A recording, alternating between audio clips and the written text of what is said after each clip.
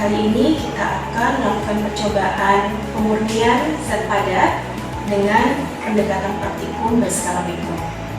Adapun tujuan percobaan kali ini yaitu menerapkan prinsip rekristalisasi berskala mikro untuk sampel asam benzoat.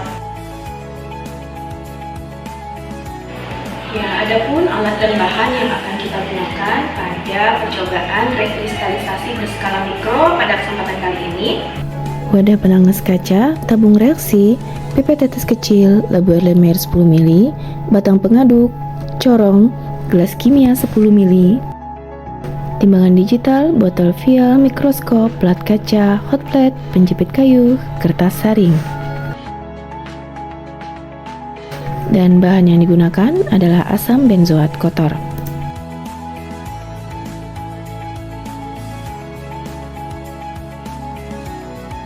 Sebelum proses rekristalisasi dilakukan, terlebih dahulu kita perlu menentukan pelarut yang sesuai untuk sampel yang akan direkristalisasi, yaitu sampel asam benzoat kasar.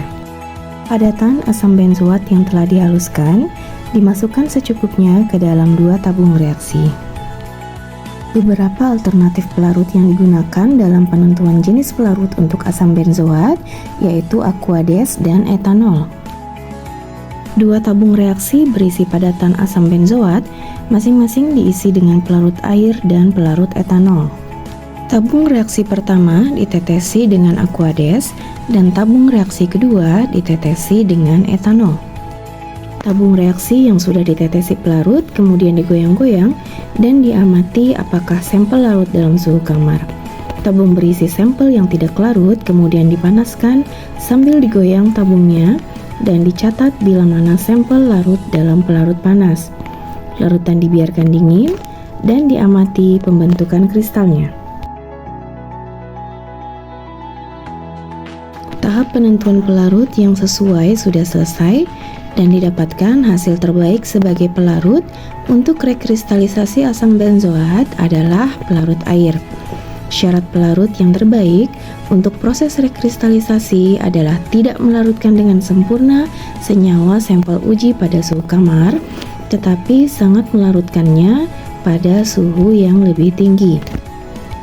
Dimasukkan sejumlah pelarut ke dalam labu Erlenmeyer untuk dipanaskan. Ditimbang labu Erlenmeyer kosong dan catat. Padatan asam benzoat sejumlah 0,25 gram ditambahkan pada labu Erlenmeyer tersebut. Berikutnya, sejumlah pelarut panas ditambahkan sedikit demi sedikit ke dalam labu Erlenmeyer berisi padatan sampel. Penambahan pelarut tidak boleh berlebihan. Lakukan pengadukan setiap kali penambahan pelarut hingga sampel larut sempurna. Lalu segera dilakukan penyaringan dalam kondisi panas untuk memisahkan residu dan dihasilkan filtrat yang murni. Filtrat yang didapatkan dibiarkan pada suhu kamar hingga terbentuk benih kristal. Setelah terbentuk benih kristal, selanjutnya filtrat tadi dimasukkan ke dalam es batu untuk mempercepat proses pertumbuhan kristal.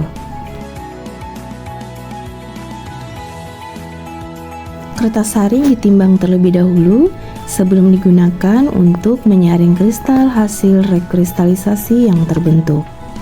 Selanjutnya, yaitu proses penyaringan kristal yang terbentuk dari hasil rekristalisasi.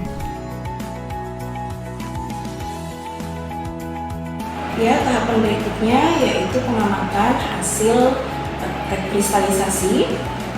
Kita akan mengamati hasil rekristalisasi dari asam benzoat. Sebelum kita mengamatinya di atas mikroskop, kita akan membersihkan terlebih dahulu objek gelas yang kita gunakan untuk sampel kristal. Kita bersihkan menggunakan air Aquades. Kemudian kita keringkan dengan etanol.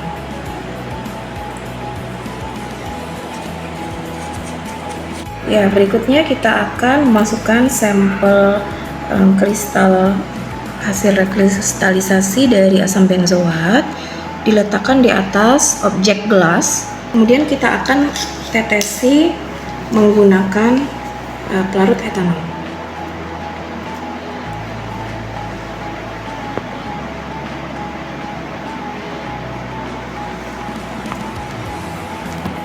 Kita tunggu hingga terbentuk kembali kristal setelah dilarutkan dengan etanol.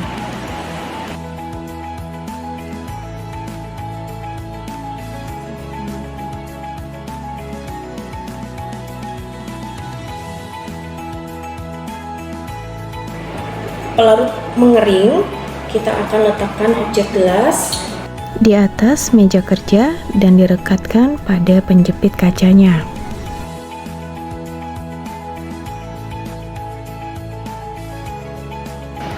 Kemudian kita nyalakan lampunya dan kita bisa mengamati.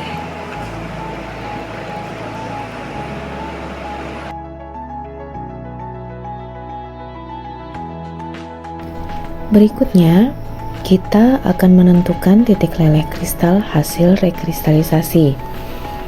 Penentuan titik leleh pada suatu sampel padatan dapat menggunakan melting point apparatus, yaitu alat uji titik leleh berbentuk elektronik dengan prinsip kerja mengubah energi listrik menjadi energi panas.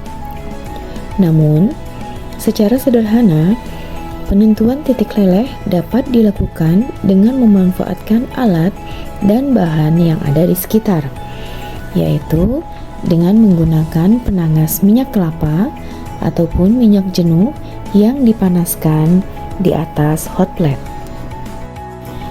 Kristal hasil rekristalisasi yang sudah dihaluskan sebelumnya dimasukkan ke dalam pipa kapiler dengan tinggi sampel dalam pipa sebesar lebih kurang 2 hingga 3 mm sambil dihentak-hentak agar kristal halus tersebut menjadi padat di ujung pipa kapiler yang tertutup. Selanjutnya, pipa kapiler yang telah terisi kristal halus tadi ditempelkan pada termometer seperti ini. Setelah itu, dimasukkan ke dalam penangas. Panaskan penangas secara perlahan hingga mendekati suhu titik leleh senyawa yang diuji.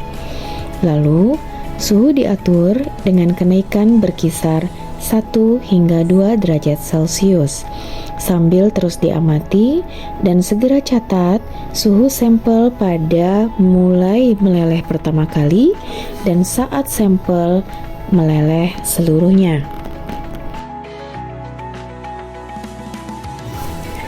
Berdasarkan hasil pengamatan dari proses rekristalisasi berskala mikro dengan sampel asam benzoat kasar, didapatkan persentase recovery sebesar 24% dengan jumlah sampel awal sebesar 0,25 gram. Hasil tersebut menunjukkan bahwa dengan jumlah sampel yang relatif kecil, penerapan prinsip rekristalisasi dapat dilakukan dengan baik, yang dibuktikan dengan kecukupan jumlah kristal yang terbentuk untuk dapat diamati, baik secara organoleptik maupun dengan alat bantu mikroskop, hingga pada pengujian titik leleh.